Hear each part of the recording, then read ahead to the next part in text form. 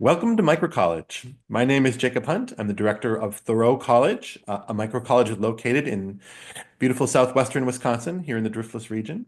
Um, right now, in October of 2024, Thoreau College is accepting applications still for our spring metamorphosis gap semester, the spring of 2025.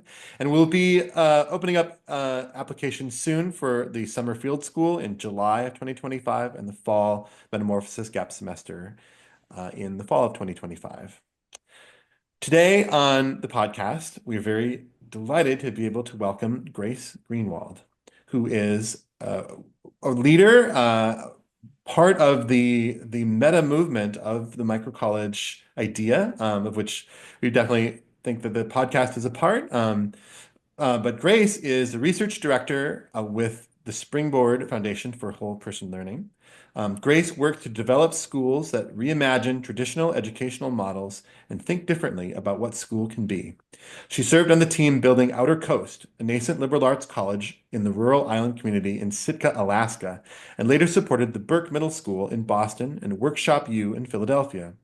At Springboard, Grace helps to tell the story of emerging small-scale, place-based schools and their communities through portraiture, research, writing, and narrative. On her own time, Grace is learning her way around a wood shop and thinking about the role that labor, building, and fabrication could have in our education system. Grace graduated from Stanford University with a BA in human biology, concentrating on neuroethics, and received her Master's of Education from the Harvard Graduate School of Education, where she studied education leadership and school design. Thank you for joining us, Grace. Thanks, Jacob. Excited to be talking. Yeah.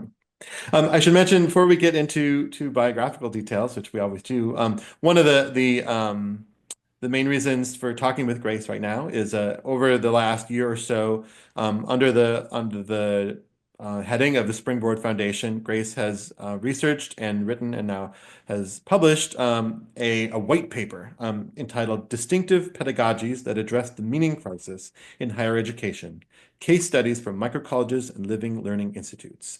And this will link to this in the notes for the show and on the Thoreau College website. Also can be found on the website of the Springboard Foundation.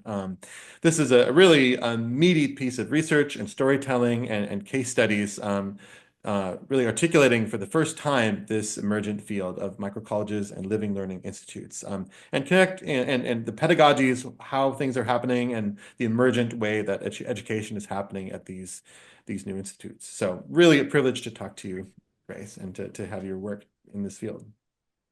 But here on the podcast, we always ask about people's biographies. So yeah, if you could think about where you were when you were 18, 19, 20 years old. Where were you? What were you doing? And what were the big influences on your life that have, and what has connected you with this type of work? Yeah, so at 18, 19, 20, I was at school at Stanford. I originally went to college really thinking that I wanted to be a neuroscientist, and was working in labs and studying biology.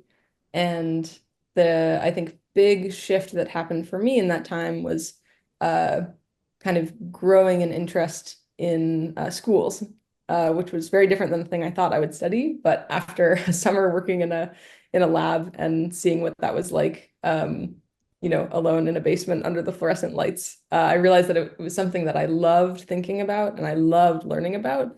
And I would continue to study biology all through college because it was just the thing that I wanted to be reading and wanted to be thinking about.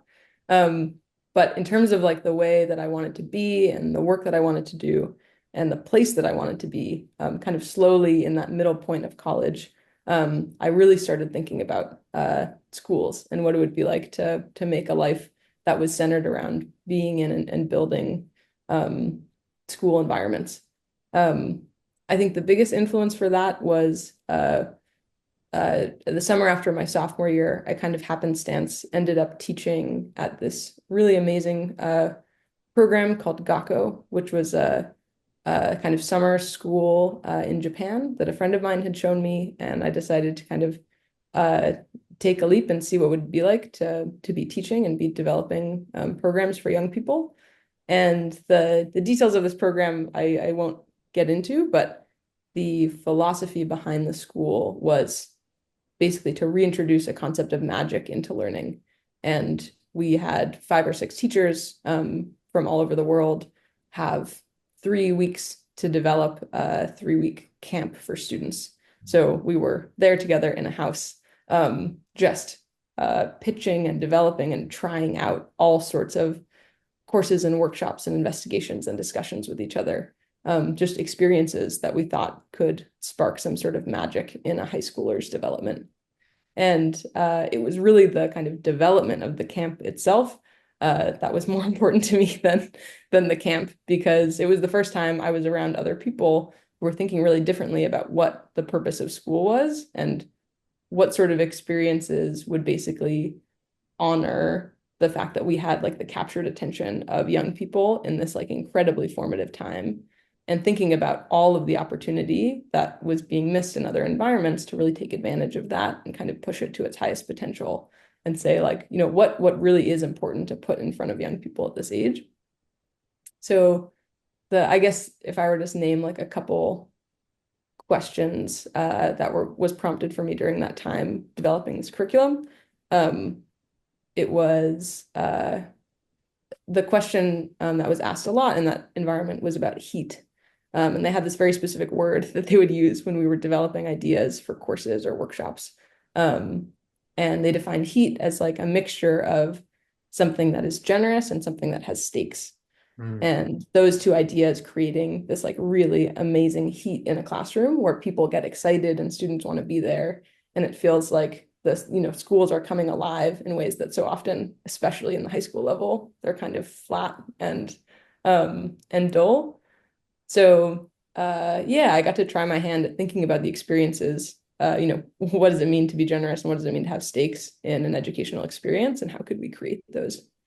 So it was really that experience that it opened a huge question in my mind. And I think ever since I've been trying to put myself in environments that continue to help me think, find new answers to that question, I guess. Yeah. Wow, that's really cool. So is heat and as that definition, as you're using it in that definition, or they were and magic, are they equated, or is that when you have got heat, you've got magic? That's a good question. Yeah, and these, none of these were definable terms. They just are kind of the words that I remember people using. Actually, the founder of Gakko actually happened to be a magician. So I think the magic element for him was like a sense of awe and wonder and kind of collective like joy that happens in great schools. So that's what I think magic meant to him. He would actually perform a magic show at the start of every camp to kind of demonstrate that without having to say a word. Um, yeah, and the heat, yeah, it's something that we would experience, a pitch of the curriculum that someone would put together and go around, and people would describe like the moments that felt hot or the concepts that felt hot. And yeah, it was something that we kind of had to define ourselves again and again through each pitch of the curriculum. That's really wonderful. I love that. I mean, it's a qualitative description, right? That you can go around the circle and say, "Wow, I'm feeling it," right? And that's a quality I'm experiencing in this idea, or that was present in that classroom, right? Yeah.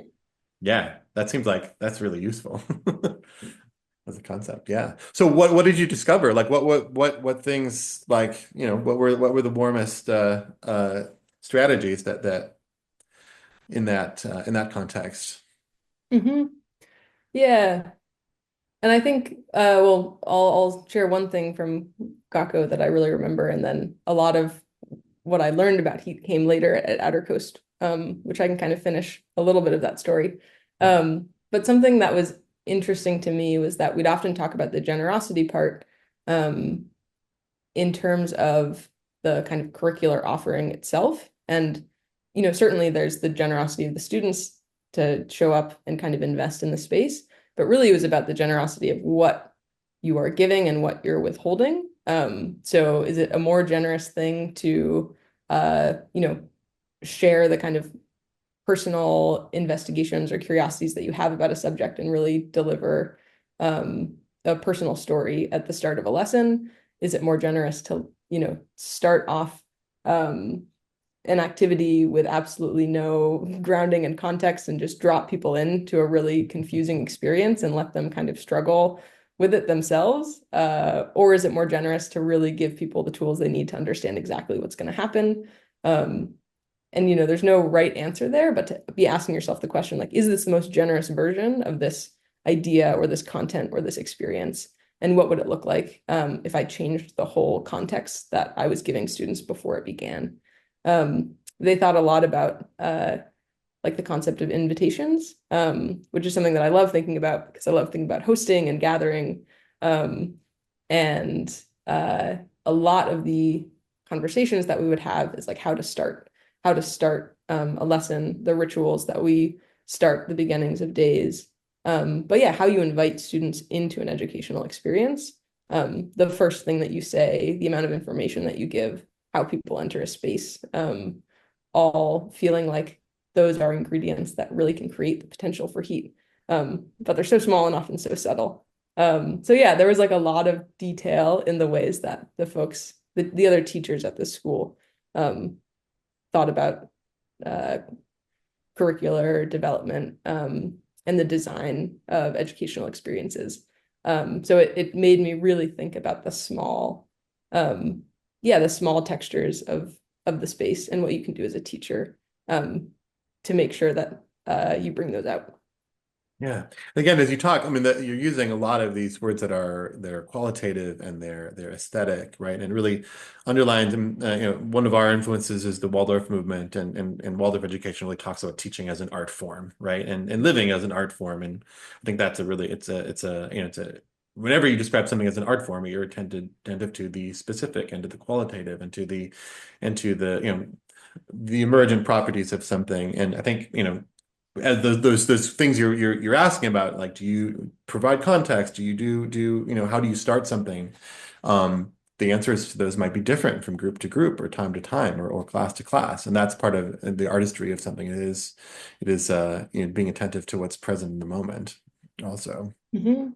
Yeah, and I think yeah, that's very true, and that really connects, I think, to my current interest at the moment, which is this idea of storytelling and portraiture and kind of how we can communicate to other people, to other stakeholders, to other educators, like what is actually working in these classrooms or in these models at large. This doesn't have to be, a traditional curricular lesson.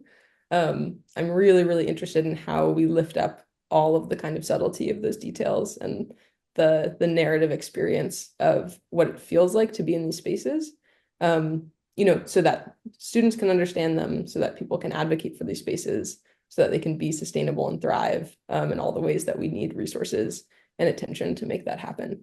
So that was a big influence for the white paper and for a couple other projects that I've been working on that hope to kind of make legible the everyday experiences of students at these schools and help people to understand, like, where is the magic and where's the heat and how does it come alive in a way that a lot of education research tends to kind of flatten, because the tools we have to communicate these experiences aren't very good, especially when it comes to research. Yeah. Yeah. So before we get into the white paper, I'd love to check in again with Outer Coast. So it's been we had a interview with a couple of folks connected with Outer Coast almost 2 years ago now, and it really is time to check in because a lot has happened with Outer Coast. It really is it's one of the kind of leading initiatives in this movement, and you've been connected with it. So just for listeners who maybe didn't hear that episode, or and also to bring us up to date, can you describe Outer Coast? Mhm. Yeah, so Outer Coast is a microcollege in Sitka, Alaska.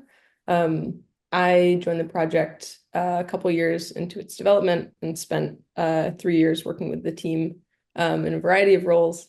It's also based off the Nunnian model. So students are living together communally, self-governing, forming their own democratic body, and really being able to make decisions about living and learning well together. So I Nunnian, just to clarify, is connected with with Deep Springs College. LL Nunn's the founder of Deep Springs. So both Thoreau College and Outer Coast share some inspiration from Deep Springs and therefore from LL Nunn. Mhm. And yeah, I think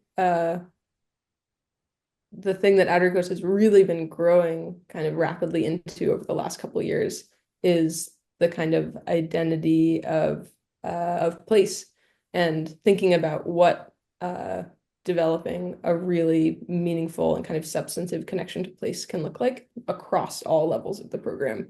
So in academics, students are taking an Indigenous Studies course and learning the Tlingit language to be connected to kind of the peoples and histories and cultures of Sitka.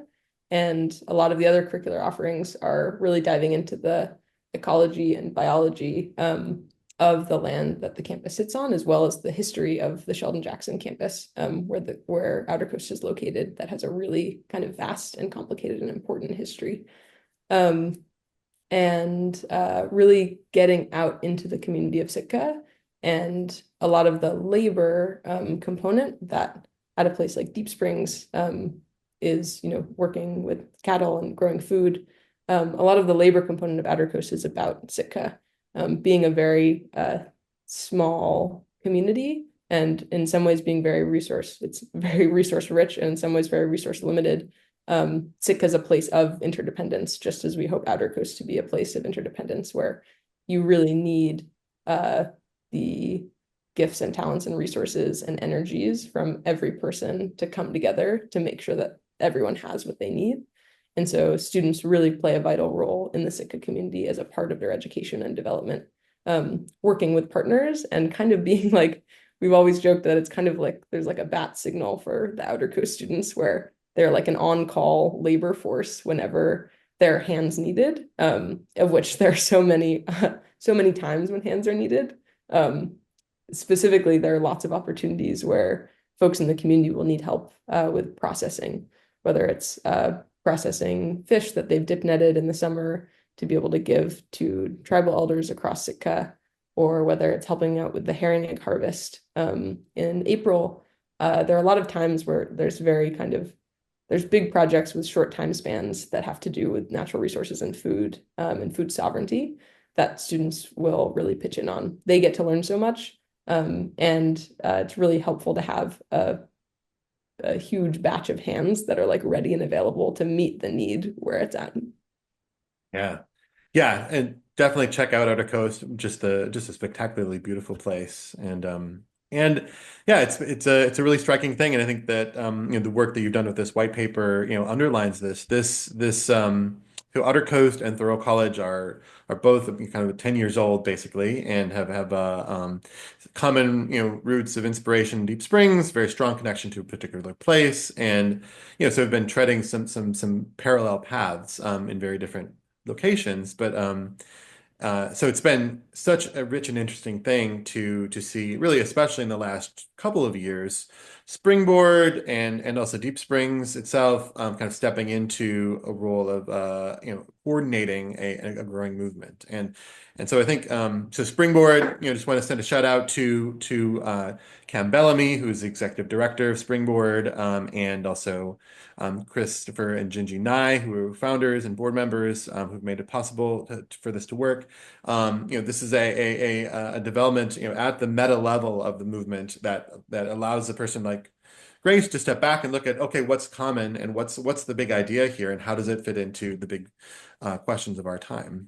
So really so grateful and so delighted that this is happening, and that you were able to do this. So again, the white paper is called Distinctive Pedagogies that Address the Meaning Crisis in Higher Education. So, and then, yeah, maybe you can just say the case studies that you're focused on. What were the organizations that you focused on in creating this? Mm-hmm.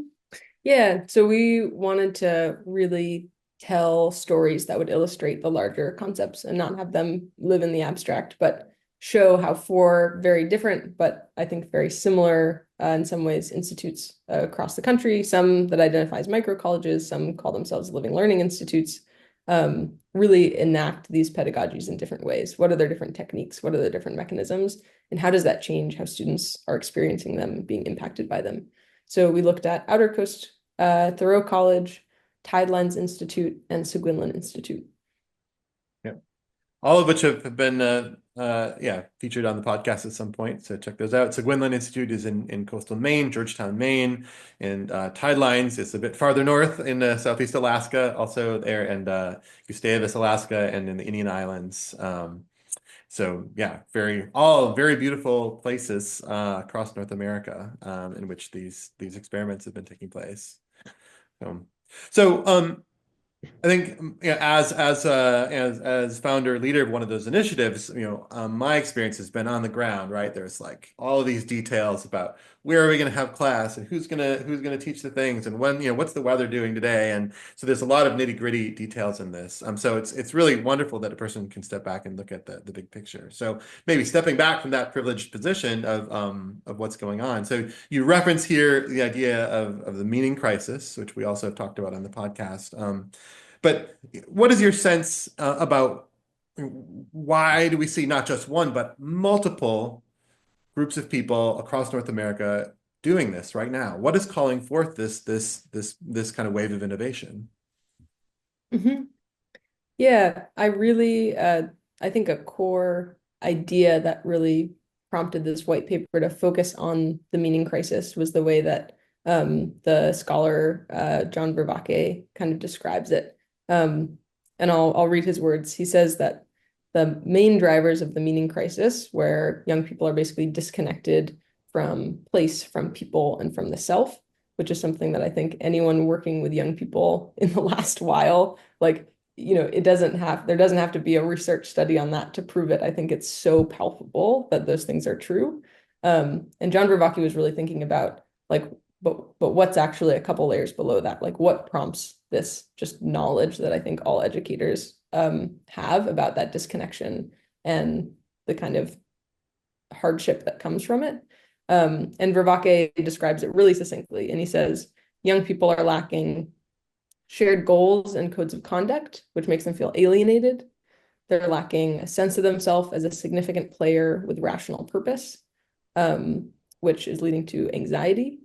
And they're lacking intelligible connection to the environment, which leads to the feeling of absurdity. So he focuses on alienation, anxiety, and absurdity as three things that are really fueling the meaning crisis. And I think the number of schools that we profiled and so many others that we didn't are really thinking about how do we just fundamentally rearrange the components of a school to actually speak to these drivers and try to ameliorate them. And that's the amazing part about these institutes is that they've been able to be built from the ground up where they actually can try really radical radical rearrangements to say, how are we spending our time? Who are our audiences and what is the work that students are doing and what are the ways that they can encounter each other that are just not possible with the traditional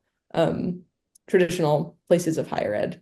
They can't experiment and I think really change the like focus and the center of where students are spending time and how they're thinking in the way that these institutes can.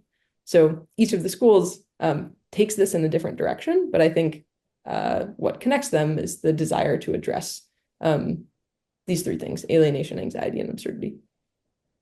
Yeah, powerful, beautiful. Yeah, so I mean, this Deep Springs, it's been referenced here, was founded in 1917, like considerably before the rest of these initiatives, 100 years before, really. And at that time, Deep Springs, and John to the present day talks about academics, labor, self-governance, also about place, right? About, the voice of the desert, their places in the high desert of Eastern California.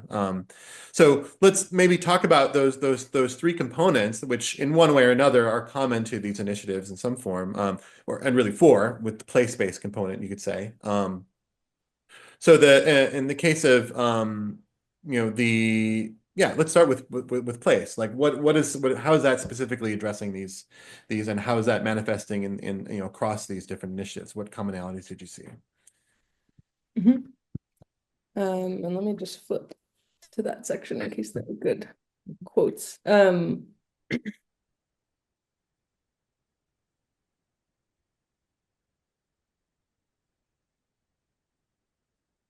Yeah, I think that Um,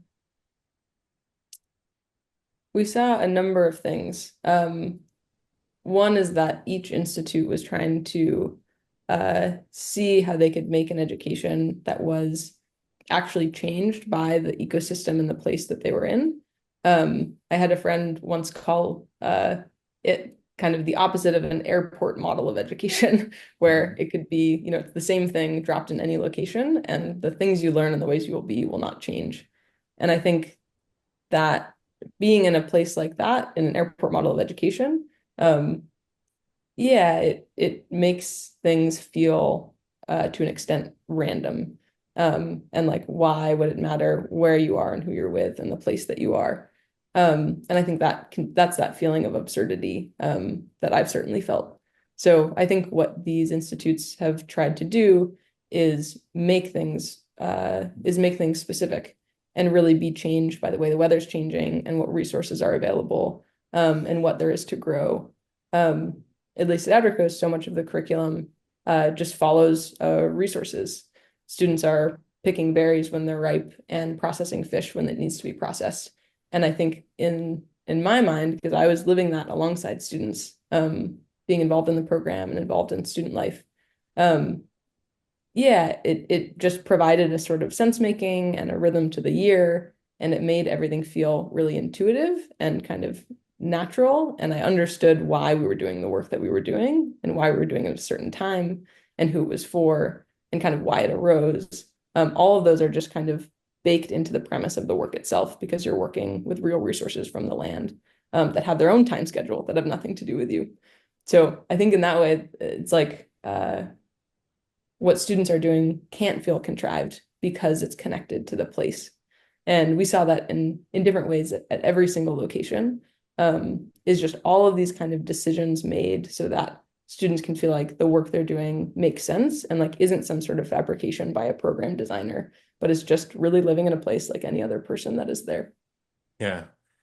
Yeah, and so John Vervaeke's articulation of the meaning crisis, like I think something that sticks with me from that is this the disconnection between the actor and the arena, right? And many of us in the modern world, many people experience not having any arena, right? There's not a context. Their career, their education, their daily lives could indeed happen anywhere, and sometimes does, right? They're online or wherever. You can live in a different country and do your job, right?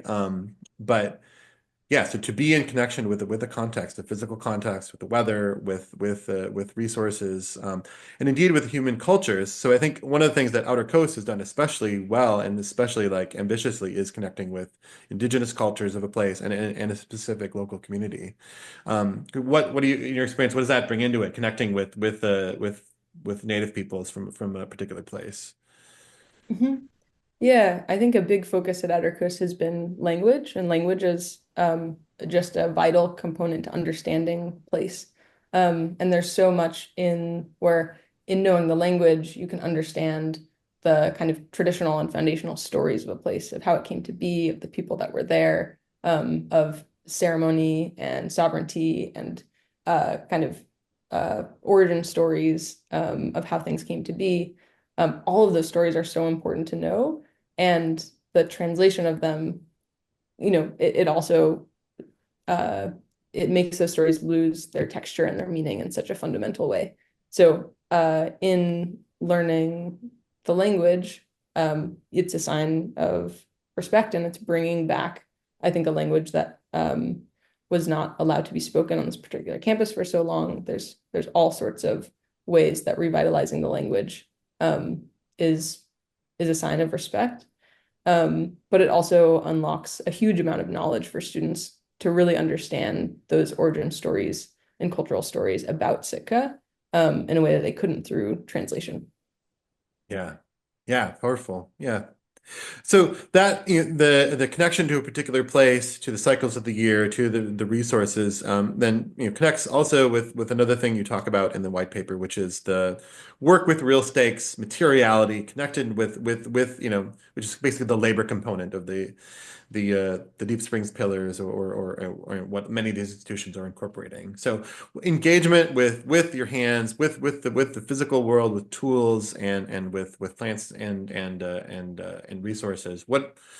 how does that what does that bring into this equation in terms of addressing the meaning crisis?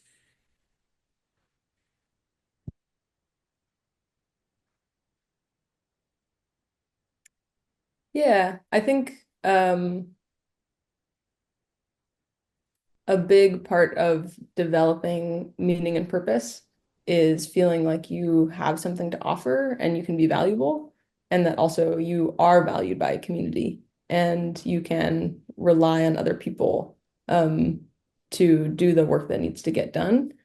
And I think building up the practical skills of how to build things and fix things and grow things and uh, work with material are just a really clean example for students to see in front of them the value that they're creating.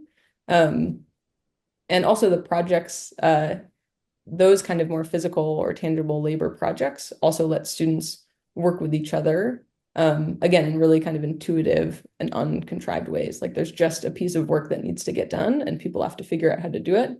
And it requires the value of everyone to contribute for it to get done. So whether it's building a building or making sure lunch gets out on time, like students know what needs to happen, they know why it needs to happen. And also they can feel the consequence of it not happening. And none of it is, a huge explosion, but they see that the work they do matters because if you can't get it together to cook, then people are hungry, and you kind of see the downstream effects of the quality of your work and the way that you work together and the way that you're able to organize that work. And this is where I think labor and self-governance to me kind of are one and the same, because so much of the decisions that students are making are about how to organize the labor that occurs and the work that occurs. And this could be big projects like at Tidelines, like literally building their campus buildings. And I know at Thoreau, growing a large amount of food. But I think also this can be like the really more mundane actions of communal living, where like the work that needs to be done is doing the dishes or planning a birthday party to appreciate someone, or uh, calling a meeting to address a certain issue. Like there are all sorts of labor, physical, tangible, emotional, everything. And some of it is really small and really simple. But I think communities that really live well together, it's about the daily maintenance work of a house, of a campus, of food, but certainly other more administrative and kind of operations type things that I really saw made the difference in terms of students' feelings of meaning and purpose. They felt like they were really all contributing in very different ways to the same project, and felt like they were useful. And on a daily basis to feel useful a dozen different times. I think it seems really simple, but I think it's a highly underrated feeling that I think young people, it can really build up their sense of self and their ability to feel capable and believe in their ability to make changes, where it can start out on a really small scale. And I think the theory of a lot of these microcollege institutes is that homes and schools are these kind of practice grounds for feeling useful and valuable and capable, and that can then translate to like hugely important issues in local communities on a national scale, for students to be able to do the kind of organizing work of the labor that needs to be done to make a difference somewhere. So yeah, it's a small version of something that really has the potential to make a huge impact. But just on an emotional level, like feeling useful is important. And that's what I saw amidst a lot of the students that I worked with. They really liked feeling like people needed them. I think we all do. Yes. That's so powerful, right? I mean, yeah, think about a meaning crisis, a crisis of purpose, and you've had an experience of being important to getting something done, to purposeful activity, then something that's something you can feel deep in your gut. And also, I would say, having experienced some of this education myself as a student and as an instructor, it's not the situations where really no one is quite sure what to do are Hmm. very, very important, because I think those are the moments that first of all, they are vivid moments of being alive and of being important. An individual can have a big impact, and I think also the last interview for the podcast I did is with Rutger Engels and Ginny Servant Miklos, who were prototyping this Bildung climate school in the Netherlands. And one of the things they're talking about there is integrating kind of academic and vocational school students because of an expectation of a world in which people who need to think on their feet and figure out practical problems and social problems in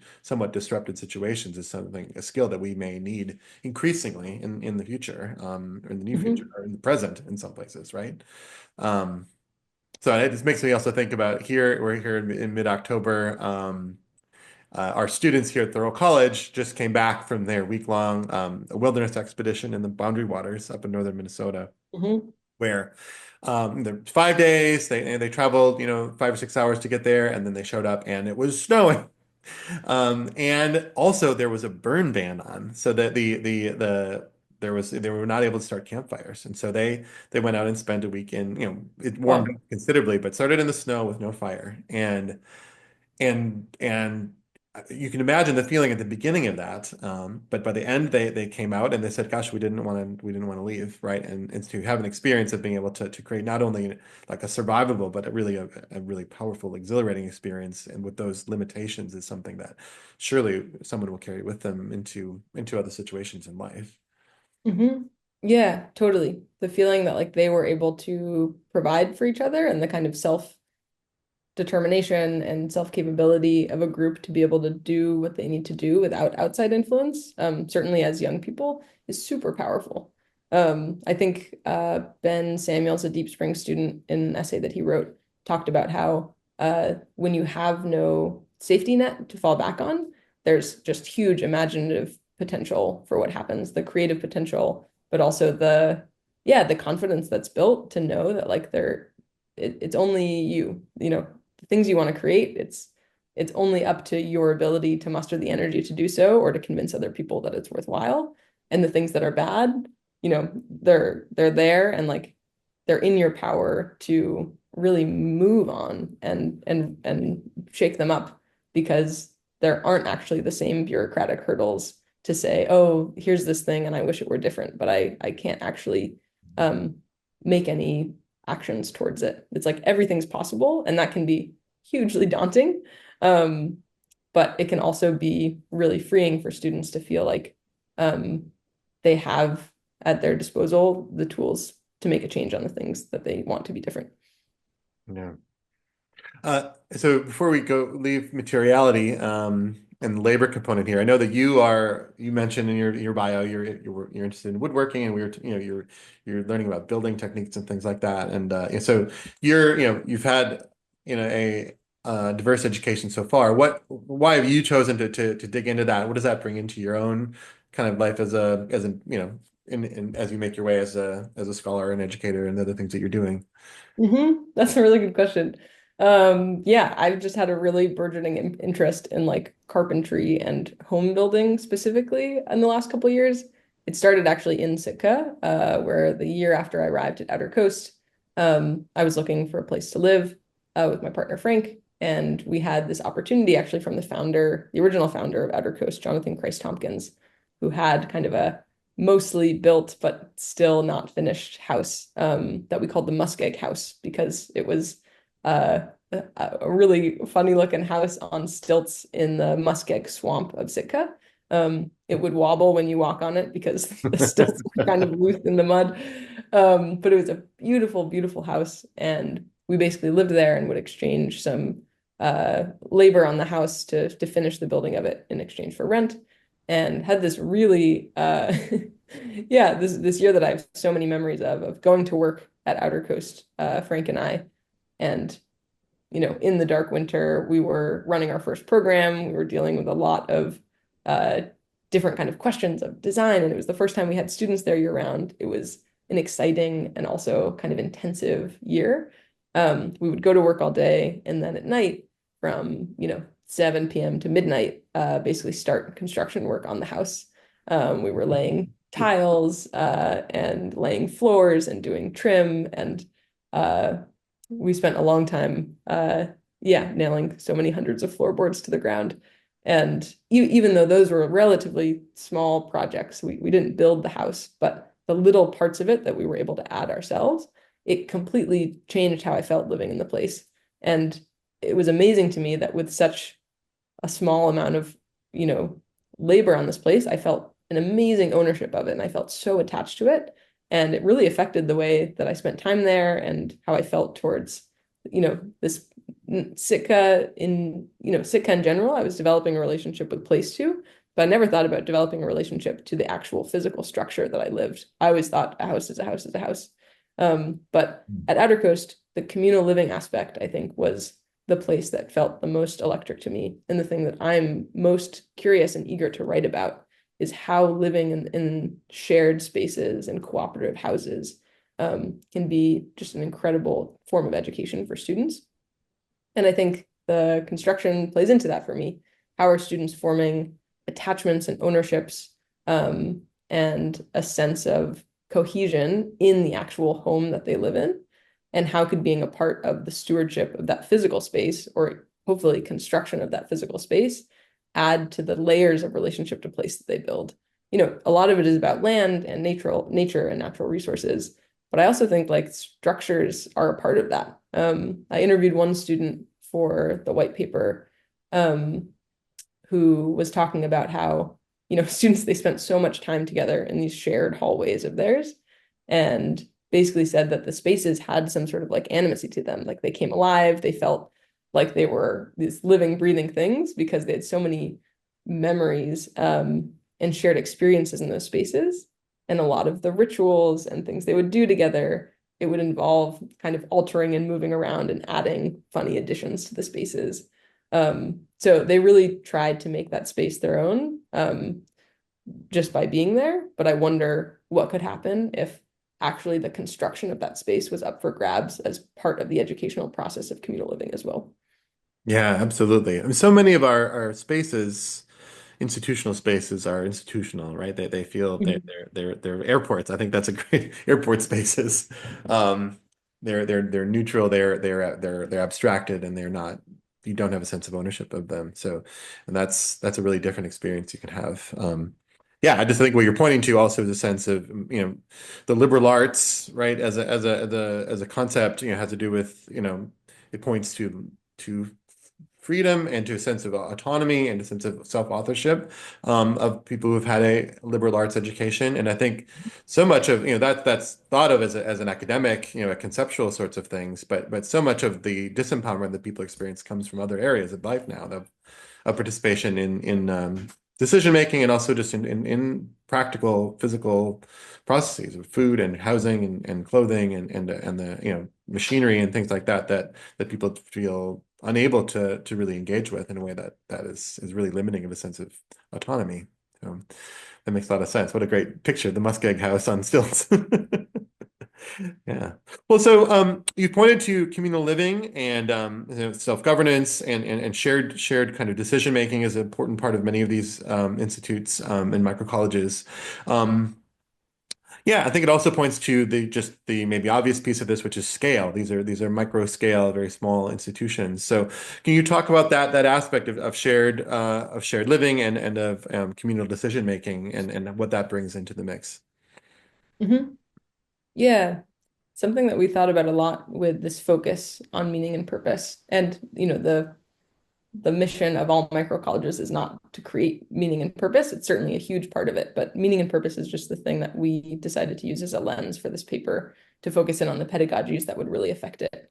And a huge part of meaning and purpose is the kind of quality and depth of the relationships that students have in their life. Um, and how they're able to not only build those over the course of a microcollege experience, but the ability to form meaningful relationships across a lifetime, and kind of taking that skill and being able to transfer it in the future. And I think communal living and certainly the size and scale of microcolleges, um, it's really such a new way to try to um, almost force the question of relationship for students. I think in a lot of traditional colleges, you can spend your time swimming with people, and people do live in shared dorms with many roommates. Um, and there's a lot of togetherness there, but I don't think that they're the model of the school doesn't really do anything to create the possibility for real encounters between people and encounters of real depth too. So I guess like an important part of the communal living and the size is that you can't just leave when things get hard. You can't just have anonymity with people. Anyone who is there because of the work that you're doing, because you're cooking together and cleaning together, because you're seeing each other in the classroom and then in the student body meeting. Those are people that you are forming relationships with no matter when it's easy or difficult. And I don't think there's a lot of forcing mechanisms for that in the outside world, even regardless of the ways that we know that forming those relationships can be so good for us and so good for people in this young adult age. So I lost my train of thought a little. Yeah, I think students like see each other in all these different contexts and are able to get a fuller sense of each other. It's not just that you know someone from class or you see them around, but they're able to see how people interact in tons of different settings. And I think just have a better sense of like the complexity and fullness of other people. And hopefully that encourages relationships that no matter if they're, you know, friendships or colleagueships or coworkerships, you know, those are real relationships with other people that I think last a lot longer because of the scenarios that students have to work together in. Yeah. Yeah. Uh, so I'm wondering, so as you're talking about pedagogies here, and almost everything we've talked about here are things that wouldn't be on a syllabus in a typical college curriculum, right? So I'm wondering if you've seen any common patterns or have a sense of where you could say the academics um, fit into to this mix. The texts, the kind of research, the classroom sort of discussions. What is are there any patterns that you see there, and what role does that the kind of traditional like academic activity have for these microcolleges and institutes? Mhm. Yeah, great question. I think on a lot of different levels, certainly a lot of it is just that the content has to do with place. It's learning the language, it's learning the names of the plants outside. I think across institutes, the curriculum is actually a curriculum of place. Yeah. Um, but second, I think to the relationships, I think students, I think it is so like real relationships and belonging and friendship often don't come just from a vacuum of people being around the same space. Like it comes from a shared attention on something of real substance. And it's so much easier to build relationships when there's something that you're doing together and learning together and like uh, attending to together. So, it's not that the content doesn't matter, but I think a lot of what I saw was really powerful in my own experiences at Outer Coast was that, um, yeah, students building relationships through the things that they were focusing on in class and having something to like wrestle with together that was actually outside of them. It wasn't about the cooking and the home, and it wasn't about the dynamics of their self-governance meetings. Like it actually wasn't about them at all. In a way, they could turn away from all of that and just have something a little bit at a distance to like study and be interested in and work with. And I think that's important in relationships just as much as it is to like turn towards each other and really think about, who you are and what you're talking about, to like actually put yourself aside for a little bit and focus on something else is like another level of sustainable and healthy and joyful relationships. And I guess the last piece is more of a practical one where I think it is hard sometimes for students to be able to take, based on their circumstances, the risk of doing higher education in this way. There is less surety because it's new, and there's less surety because it's different about the very real ways that people hope higher education propels them into a life of security and stability and hopefully meaning and purpose as well. So I think the academic component, it allows students to build skills to form interest areas in the careers that they want to go into, but also it helps provide the credits and the kind of degree that I think is really necessary for students, even though I think so much of the real education that I see is happening in the mix of self-governance and labor and communal living. That students are able to say, like, this is my college experience, and I can both live in this way and practice living differently in these small kind of societies. And also I'm getting a degree, and that's gonna open doors for me that I don't have to choose between a real quote unquote higher education and this ability to live differently. They can actually be Mhm. the same. That living and learning and college and life, it can exist at once. And I think such an important part of that is a degree. It is accreditation. And students are doing rigorous work, and I think they should be earning the same sort of credentials that other students are. So I know Deep Springs is accredited and able to offer degrees. Most of the institutes we work with offer college credit. And the question of accreditation and how we can help these microcolleges, if they want to, be able to access the same ability to offer meaningful degrees and certificates is a really big one that I think we are thinking about as a movement, about how to offer that opportunity in a real way. Yeah. Yeah, that's something that's it's important to us here at Thoreau. We're in the midst of an accreditation development process. We'll be able to offer college credits real soon. But yeah, I think it's something I would add to that. I mean, the role of academics in a at Thoreau College and from my experience as a student at Deep Springs as well is that there are contexts to certainly the place-based and like place-specific things that you mentioned.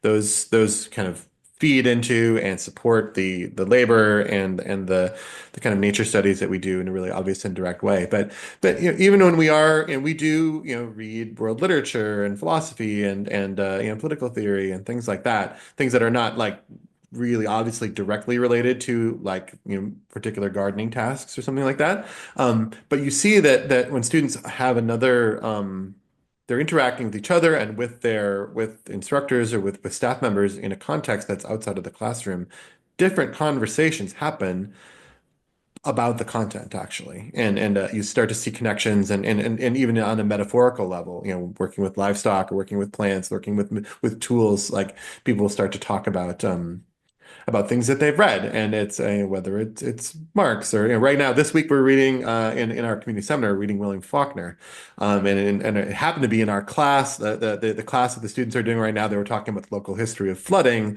and about the rural economics, and then you're reading Faulkner, and well, gee, there it is. He's talking about and from a literary fiction kind of perspective, talking about these same things, and those things that was totally unplanned. Even it just emerged out of the to develop a rich curriculum with the kind of more the higher quality writing and just and rich and challenging kind of content, and things will emerge in a very like in a way that's supported and really enriched by these sort of non-academic components of the curriculum and vice versa.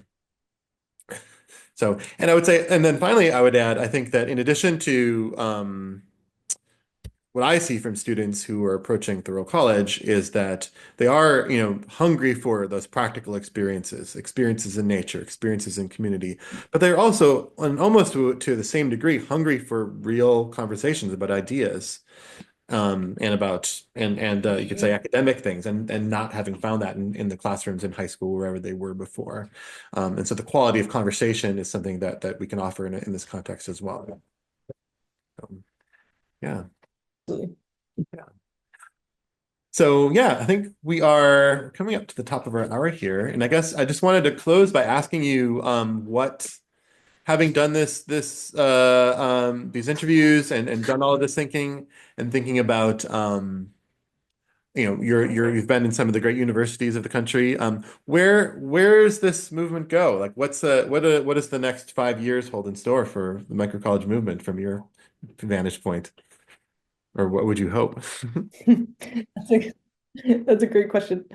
Um, yeah, I think um, the project that I'm really excited about is the ability of the movement to kind of tell these stories. I think there's really like electric work happening already. And so many of these institutes, as they've been growing across the 5 years, like the way that they've each been able to step into themselves and their own pedagogical identities and cultural identities, like there is a really unique thing brewing at each place that I think has been solidifying and solidifying. And will continue to do so, but the ways that things have kind of settled into place for each institute has felt really remarkable from what I've seen. And certainly I have Outer Coast as the most prominent example, the one that I've seen.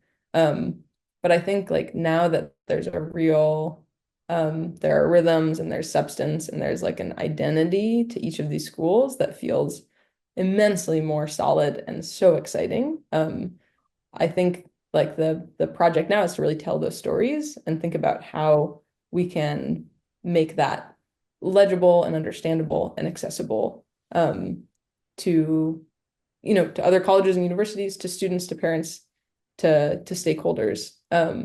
I guess to say there's like a lot that's working. There's a lot that's working and figuring out how to write about it and what types of communication will really help people understand what's happening in these schools, both to replicate them, but also to support them, I think is the big project.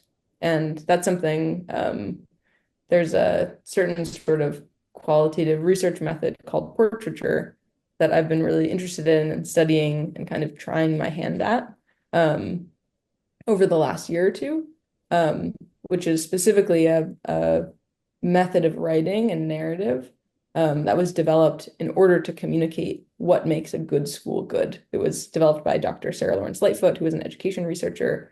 And she also felt like when there's good things going on, she was studying high schools.